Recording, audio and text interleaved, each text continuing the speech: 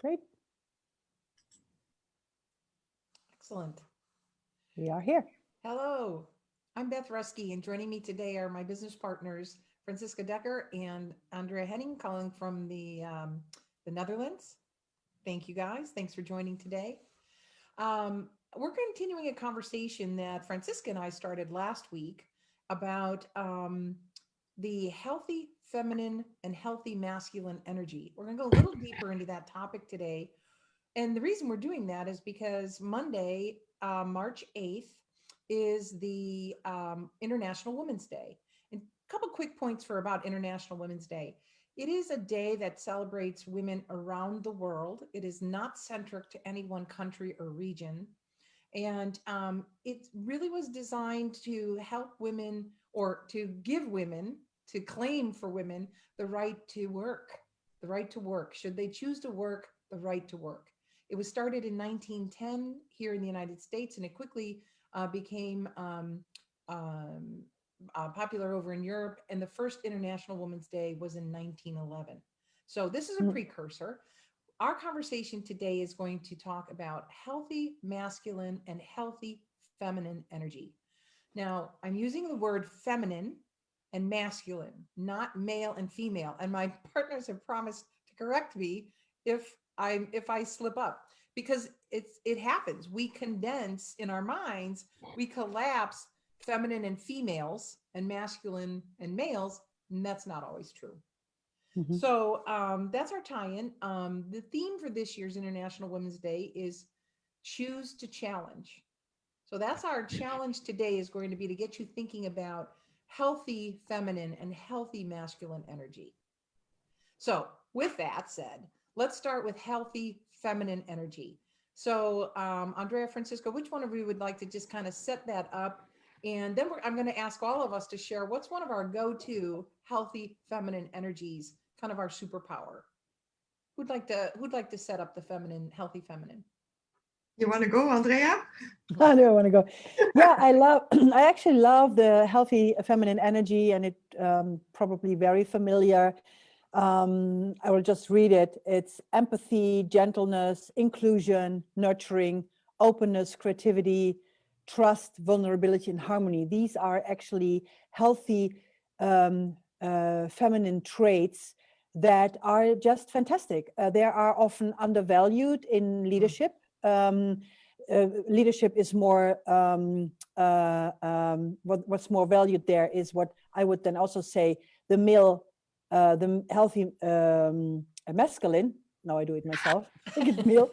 Tricky. And these are things like clarity, assertiveness, focus, direction, order, discipline, structure, discernment, strength, and convergence. And we need a healthy balance of both of them. But there are some things that come more naturally. And when I look at these two lists, the ones that are labeled feminine come more naturally. I don't have to work for that. I don't have to challenge myself to bring that to the table. So the choose to challenge for me would be at the other side. Which is your go-to feminine energy? Do you have one or two that? Yes. Which would they be? I would say empathy. Empathy, a lot of them, but empathy, the ability to really stand in the other person's shoe. And that the result of that is that people trust me easily, and that they open up easily, and you have a connection. So I can feel a deep connection with people who other people would have really tremendous difficulty with working together, and I have this connection there. So that is absolutely one that is okay. Good. Franciska, how about you? What would be one of your healthy feminine traits? Or Yeah, I'm looking at the list, and by the way, we'll post the list with this Facebook post later. I'm looking at harmony and inclusion.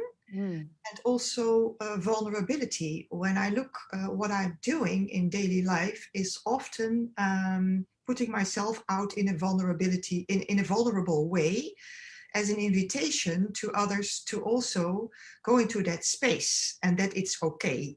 And that's the place where actually you can discover something about yourself, to accept, become clear about, and work towards. Yeah. Mm. You know, I would say for myself, the two that pop out are from a healthy feminine energy for me is empathy and creativity. Those two Mm. things really kind of speak to me. They're kind of my go-tos. Um, and I I would like us to just shift slightly because we're talking about healthy, because that's the goal. We want healthy feminine and healthy masculine relation, you know, energy. I know I want to be a healthy feminine in a healthy masculine relationship with my significant others, but that's not always the case. You know, Mhm. our unhealthy shows up sometimes, as does theirs. Mhm. So, Franciska, maybe you could talk a little bit to what do we experience or what do we see when this unhealthy shows up, and you know what's counterintuitive to actually get back to that healthy energy. Yeah, the unhealthy that can show up from the feminine um, is dependency, becoming dependent or unfocused.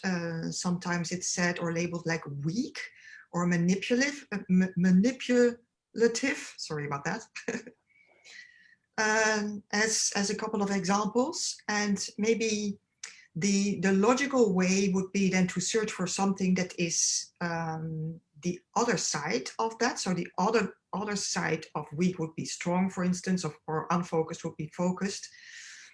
But what we're actually looking for to counterbalance these traits is into the healthy masculine. And in the healthy masculine, we find indeed that focus, the clarity, direction, structure, and so forth. Mhm. So, yeah. Yeah, I think it's interesting as you're pointing out that we're talking really about a polarity map. Some of you may have heard that term before. If you haven't, we'll post a link to that so you can actually see what we're talking about. But in a polarity map, a lot of times you think you just need to go across. I need to just change this, as Franciska's pointing out. So if I'm feeling needy right now, I'm going to show up strong, right? So like but the energy is wrong, and the energy it's not sustainable. And what we're talking about is, let's talk about the unhealthy masculine for a moment. You know, the unhealthy masculine, there's a lot of examples of that in the world today. You do not have to look far to find it. It's aggressive energy, it's cruel, arrogant, insensitive. So you would say, why would I, you know, I'm seeing a lot of that, right? So with the unhealthy masculine, what the healthy masculine that Franciska's talking about is assertiveness, clarity, focus, um, you know, direction, strength. Those are wonderful qualities. They're still Mhm. on the same masculine side, but they're creating a win-win in terms of relationship Mhm. as opposed to a Mhm. win over or a win lose. Yeah, And exactly. that's really important. Mhm. And maybe the thing that is, for me, it, was kind of new or a big aha is that when I am in my unhealthy feminine and mine is, for instance, being exploited or allow myself to be exploited, that is an unhealthy feminine trait that I see with myself, that I cannot counteract that with my well-known feminine traits, like being more vulnerable or being more empathetic. That doesn't work. That doesn't do the trick. So getting out of the unhealthy by doing more of the healthy from the same side doesn't do the trick. So really the key is to go to the healthy of in my case then the healthy male. Like I have to discern here what's happening. I have to get clear. I have to get assertive.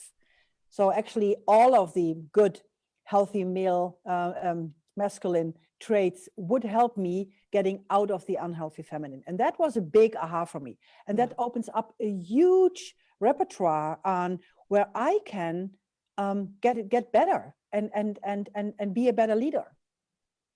Yeah, and Francisco, we had a conversation about how we actually don't want people to be binary about it. I'm either this or I'm that, right? And how important it is to have both of these traits.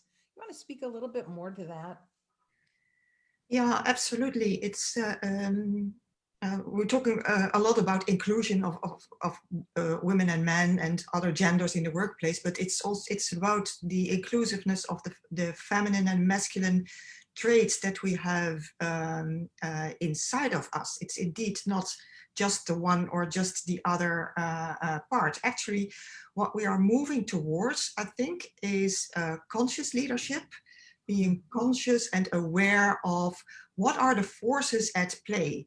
And if we want to move in a certain direction towards results or influence, or ultimately towards a better world that works for all, we have to situationally be able to add in with the one or the other energy that we now typically label like feminine or masculine, but those are just labels. Yeah. Yeah. So, we're continuing this conversation because it's a perfect time, with March 8th being the International Women's Day, and about really feeling comfortable with who you are in the workforce and the choices that you make. We did love the hashtag that was chosen this year, choose to challenge, Mhm. because we want you to challenge yourself. Yeah. This is all about, we're big believers in personal responsibility, taking responsibility for how you show up in the world.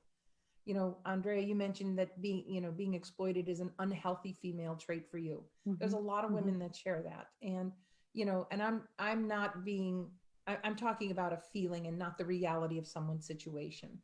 But, when you're feeling that, take responsibility for it Mhm. is what we're talking about. And this model is one that, might be useful for you. And if there's other thoughts that you have, we'd love to hear it. Reach out to us at Tiara International, and tiaraleadership.com. And we do wish you a very healthy and inclusive opportunity to continue to grow in your relationships with yourself and with others by including healthy feminine and healthy masculine. You need both. The energies are required for both. So thanks for joining us, and we'll see you again soon. Yep. Take care now. Bye. Good. Take care.